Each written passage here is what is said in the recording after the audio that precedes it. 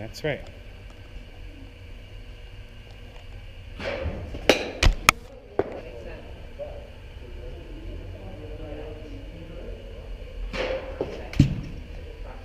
Another good exercise is touch your hands to your helmet. There you go. You'll keep your hands up. Try it. Toes square. There you go. You want to hit that ball right here, right? Not wait until it comes here. You want to hit her there. Okay. You look at getting. You want to try the other side? This is not your natural side, right?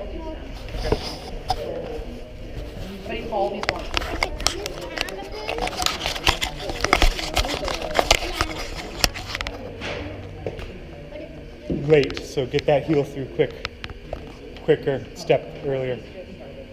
Not quicker, just step earlier, that's all. So step now.